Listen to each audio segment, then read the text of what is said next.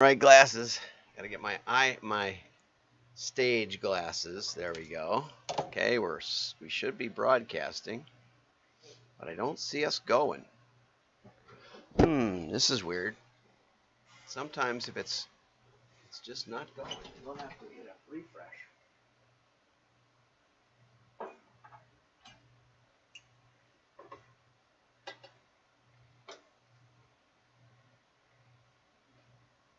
Well, I got it going at 10 o'clock, but as usual, we're having some technical difficulties. Bonk. Let's go over here. Let's try on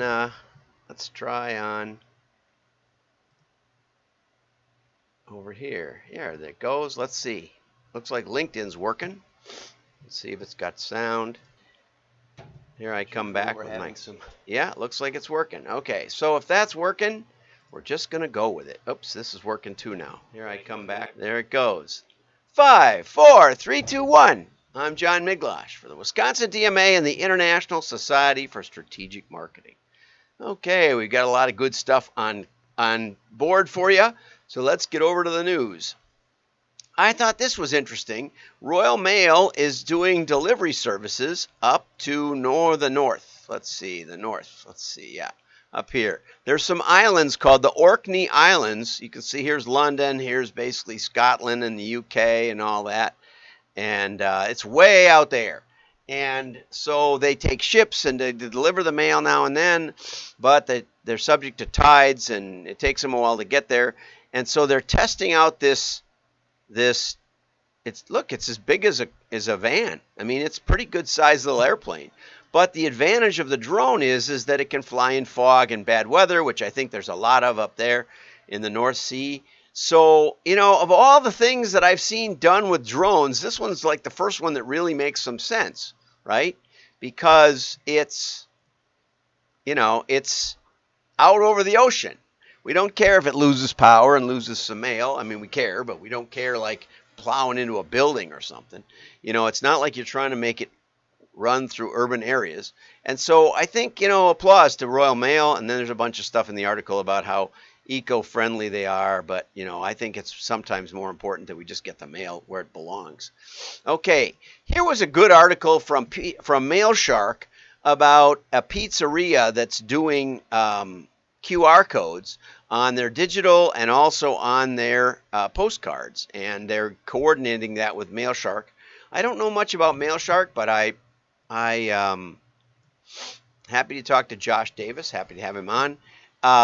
Let's find out what's different about him, of course. But what I liked about it, now this unfortunately just goes over to MailShark, which isn't very interesting. There were some good points that he made. One was use a dynamic code. I talked with a printer, and they were working with a college, and they had a QR code on the mailer, but the college put the QR code on there. And I said, well, then they were saying, well, now after the fact, can we track it? I said, well, sure. Is it a dynamic QR code? They said, well, what's that mean?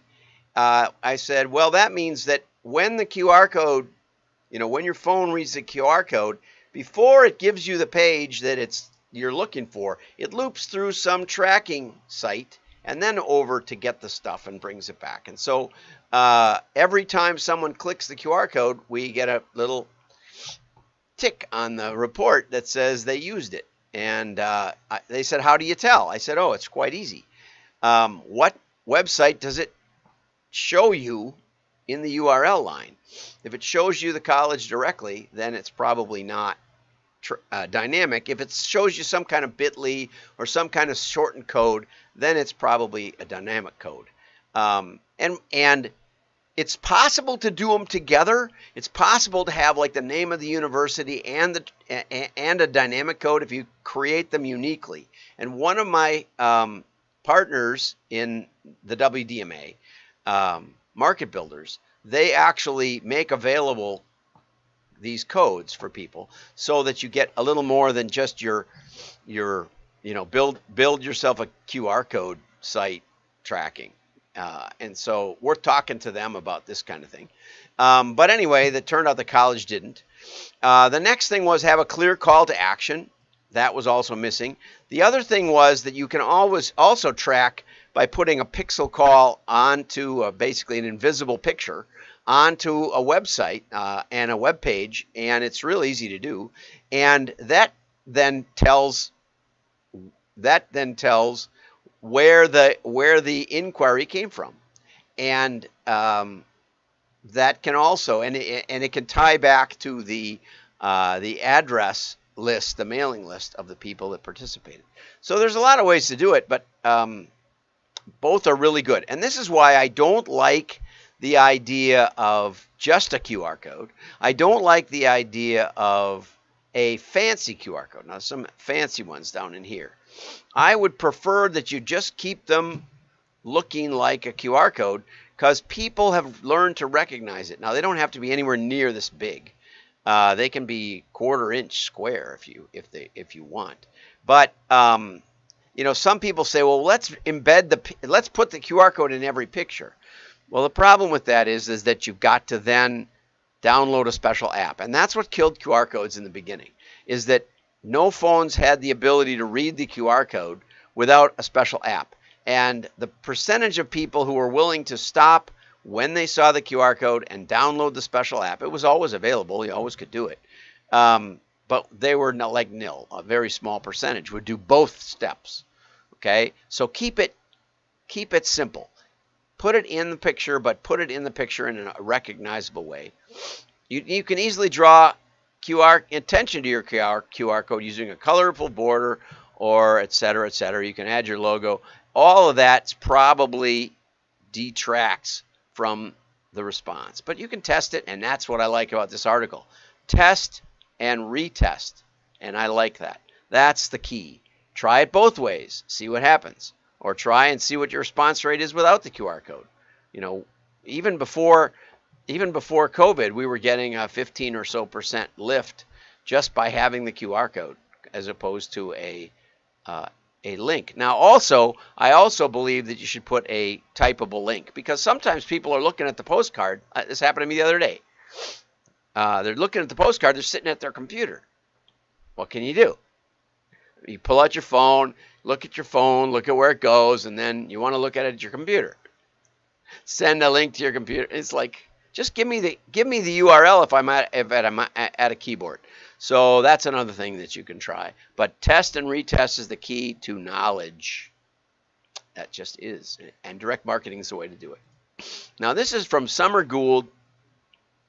But I have to admit, in spite of the fact that I'm a data guy, and in spite of the fact that I worked on address standardization with the Postal Service, with the main people who were working on it, because we were also working with postal software and helping them with their C language utilities. And we were the first, as far as we know, to be able to handle U.S. and Canadian addresses and be able to tell the difference and match code them appropriately with the totally different zip codes. We built that for Postal Soft. But anyway, once it's done, you know. And so when you're done and you pull the names, you send them to NCOA and National Change of Address, or this is National Change of Address. Address Change Services is a free service.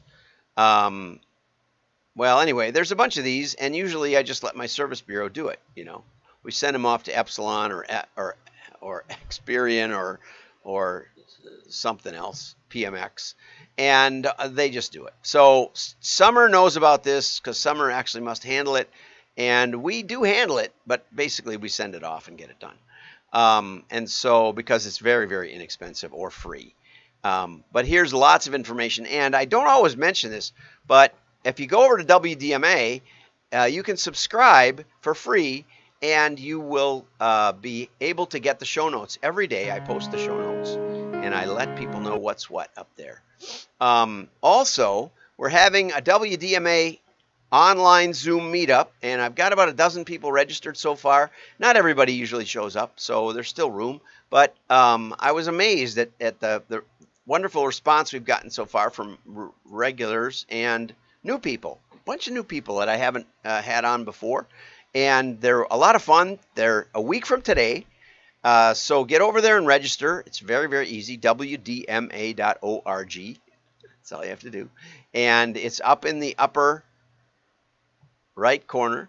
And we also have a daily podcast where I actually edit down some of the mistakes I make in this live stream.